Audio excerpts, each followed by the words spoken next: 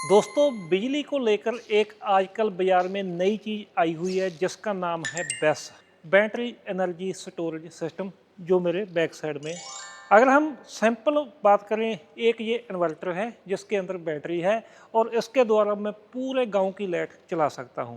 लेकिन दोस्तों ये कमर्शियल यूज के लिए है, जैसे कि बड़ी बड़ी फैक्ट्री है वहाँ पर इसको लगाया जाता है। इसके अंदर एक बहुत बड़ा बैटरी बैंक होता है।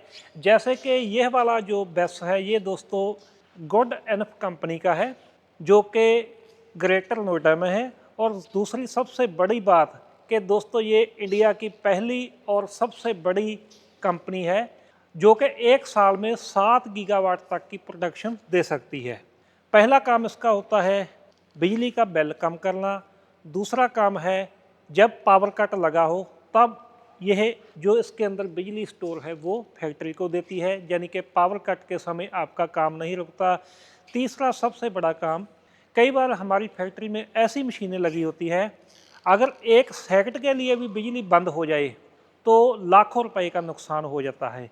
तो ये दोस्तों यह वाली जो मशीन है ये 20 मिली सेकंड के अंदर ही ऑन हो जाती है, यानी कि आपको पता भी नहीं लगेगा कि बिजली कब आई और कब गई। जो सबसे पहले मैंने आपको बताया कि बिल कम कैसे होता है। दोस्तों बिल कम करने के लिए जैसे कि कुछ एरिए ऐसे हैं दिन के समय जहां पर बिजली का प्राइस सस्ता है और रात के समय महंगा है, तो दिन के समय हम ये वाला जो बैटरी बैंक है वो हम सस्ती बिजली से इसको चार्ज कर लेते हैं। जहाँ साथ ही साथ अगर आपके जहाँ पर सोलर सिस्टम लगा हुआ है तो सोलर से भी आप इसको चार्ज कर सकते हैं। और रात के समय जब बिजली महंगी होगी तो हम जो इसके अंदर बिजली स्टोर की थी वो हम यूज में ले सकते हैं। दूसरा, कई बार दोस्तों ऐसा होता है कि मैक्सिमम डिमांड जिसके कारण जो बिजली का बिल ज़्यादा आता है, तो आपकी फैक्ट्री में कुछ ऐसा समय होता है जब पूरी की पूरी मशीनें चलती हैं और मैक्सिमम डिमांड होती है। अगर मैक्सिमम डिमांड ज़्यादा हो जाए तो बिजली का बिल बहुत ज़्यादा आ जाएगा। तो उस समय आप इसको साथ में चलाओगे तो क्या होगा कि जो मैक्सिमम डिमांड है वो ज़्यादा नहीं होगी। इसके बाद है जी, अगर आपके जहाँ पर डीजी लगा हुआ है, क्योंकि इंडिया में कुछ ऐसे शहर हैं जहाँ पर डीजी बैन हो चुके हैं क्योंकि वो पोल्यूशन करते हैं, हवा में कार्बन ज़्यादा फैलाते हैं, तो वहाँ पर भी बेस का यूज किया जाता है। अगर हम मोटा मोटा देखें, जो डीजी है वो दोस्तों एक यूनिट तकरीबन 40 से 45 रुपए में हमें बनाकर देता है, तो इसकी यूनिट उससे बहुत सस्ती पड़ती है। तो इस तरह से अगर आपकी फैक्ट्री है, पावर कट की समस्या है, जहाँ जैसे मैंने आपको पहले बताया कि आपकी कुछ ऐसी मशीनें हैं जो एक सेकंड के लिए बंद होने के बाद आपका हज़ारों लाखों रुपए का नुकसान कर देती है, तो वहाँ पर ये बेस लगेगा क्योंकि आने वाले समय में यही चलेगा जी। दोस्तों कई बार कुछ ऐसे अपार्टमेंट होते हैं जहाँ पर डीजी नहीं लगा सकते, तो वहाँ पर भी यह वाला जो सिस्टम है वो लगाया जाता है। यानी कि इसके बहुत से ऐसे यूज हैं जो कि कमर्शियल के तौर पर हम करते हैं। अगर हम इसकी बात करते हैं, ये पूरा बैटरी बैंक है और बैटरी बैंक के नीचे यह वाला जो डीसी सप्लाई है इसको एसी करने के लिए पीसीएस लगाया जाता है, जिसको हम इन्वर्टर बोलेंगे। और ये दोस्तों इसका डिस्ट्रीब्यूशन स्विच है। कोई भी जब हम किसी से भी एनर्जी लेते हैं या देते हैं तो वो चीज़ गर्म होती है, उसको ठंडा रखना बहुत ही ज़रूरी है। तो ये दोस्तों कूलिंग चैम्बर है। इस तरह से मैनेजमेंट किया गया है कि जितने भी ये बैटरी बैंक है इसको कूलेंट जाता है, ये देखें हर एक को कूलेंट जाता है, तो यानी कि इसको ठंडा रखा जाता है इसी तरह से। और सबसे बड़ी बात कि ये वाली जो पूरी मशीन है ये -20 डिग्री से लेकर 60 डिग्री तक आप इसको कहीं भी चला सकते हो। तो जो इसका कैबिन है वो दोस्तों इस तरह से बनाया गया है, ना तो इसके अंदर धूल मिट्टी और ना पानी जाएगा। पूरी मशीन है इसका, हम बोल सकते हैं ये इसका दिमाग है जी। इसको बोलते हैं EMU एनर्जी मैनेजमेंट यूनिट, यानी कि पूरा कंट्रोल इसके पास है। और साथ ही साथ इसमें जो पूरे ये क्या काम कर रहा है, कितना काम कर रहा है, इसकी डिस्प्ले है। और डिस्प्ले के साथ साथ आप इसको अपने मोबाइल के ऊपर भी देख सकते हो, क्योंकि जो इनका सॉफ्टवेयर है वो क्लाउड के ऊपर भी आपको मिलेगा जी।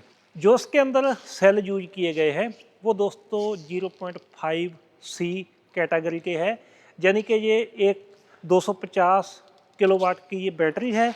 और अगर आप इसके ऊपर लोड चलाओगे 120 किलोवाट का तो आप पूरे 2 घंटे इसके ऊपर लोड चला सकते हो, जो एसी आउटपुट है। तो लिथियम बैटरी की बात आती है तो वहाँ पर सेफ्टी बहुत ज़्यादा और बहुत ज़रूरी होती है। तो जहाँ पर एआई बेस्ड जहाँ पर फायर सिस्टम लगा हुआ है, पहले से ये पता चल जाएगा कि इसके अंदर कोई समस्या या कोई प्रॉब्लम आ रही है। तो बहुत से ऐसे सेंसर लगाए गए हैं जिनका कंट्रोल ईएमयू के पास है और आपकी डिस्प्ले के ऊपर भी वो शो हो जाएगा कि इसके अंदर कोई प्रॉब्लम है। तो जो जितनी भी इसकी आउटपुट रहेगी वो जहाँ पर मिलेगी। अगर आपके पास मल्टीपल कोई एनर्जी सिस्टम है, जैसे कि सोलर हो गया, विंड टर्बाइन हो गई, या आपके पास कोई डीजी है जिसके द्वारा आपने ये बैटरी बैंक चार्ज करना है, तो वो भी हो सकता है। इसके साथ एक स्विच लगेगा जिसको एसटीएस बोलते हैं। तो जो हमने मशीन देखी है बेस, जहाँ से शुरुआत होती है उसकी, इसके सेल है। सेल को उठाने के लिए कोई भी जहाँ पर आदमी नहीं है। जहाँ पर जर्मन की मशीन लगी हुई है कूका कंपनी की, जो कि पैक एंड प्लेस है, यानी कि जहाँ से जो सेल है ये अपने आप उठाती है और इसके बाद इस लाइन के ऊपर रखती है। ये लाइन दोस्तों अपने आप आगे चली जाती है, जहाँ पर कोई भी आदमी काम नहीं करता, जहाँ पर सेल की इंटरनल रेजिस्टेंस और जो भी इसकी चेकिंग है वो की जाती है। और ऐसे ही चलते चलते लाइन आगे चली जाती है। लाइन आगे चलती चलती इसके अंदर एक खास किस्म की टेप लगाई जाती है जो कि सेल को ठंडा रखने के लिए लगाई जाती है। तो यह वाली जो मशीन है जो यहाँ पर टेप लगाई है उसको चेक करती है कि बिल्कुल प्रॉपर लगी हुई है। उसके बाद दोस्तों ये जो लाइन है आगे चलती है।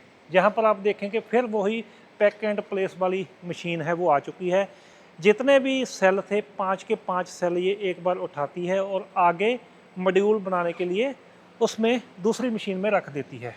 अब जहाँ पर जो मॉड्यूल है वो दोस्तों रेडी हो चुका है। इस मॉड्यूल को उठाने के लिए ये फिर वही मशीन है जो कि जहाँ से मॉड्यूल उठाई गई और आगे लेकर जाएगी जी।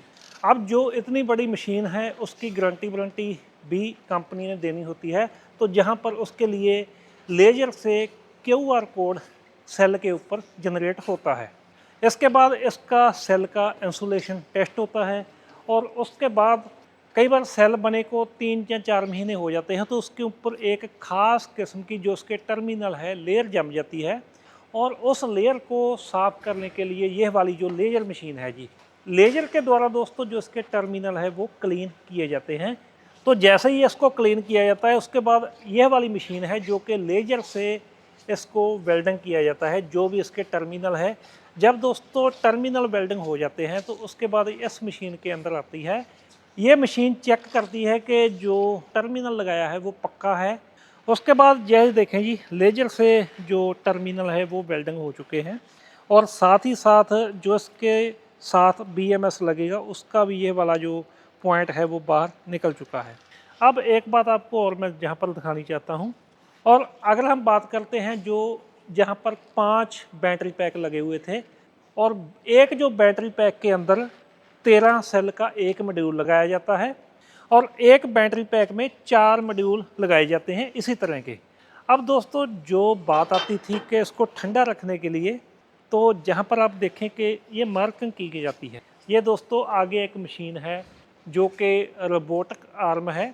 इसके द्वारा एक खास किस्म की जेल है जिसके ऊपर सेल रखा जाता है और उसका काम ये रहता है कि जैसे ये वाला चैम्बर है, अगर मैं आपको दिखाऊं जहाँ पर ये देखें इसके नीचे ना ये पाइप बनी हुई है। सेल की हीट है वो उस पेस्टिंग के जरिए इस प्लेट में आएगी और उसके नीचे यह वाली पाइप लगे हुए हैं जिसके द्वारा कूलेंट चलेगा और कूलेंट चलने के बाद जो सेल है वो ठंडा होगा जी।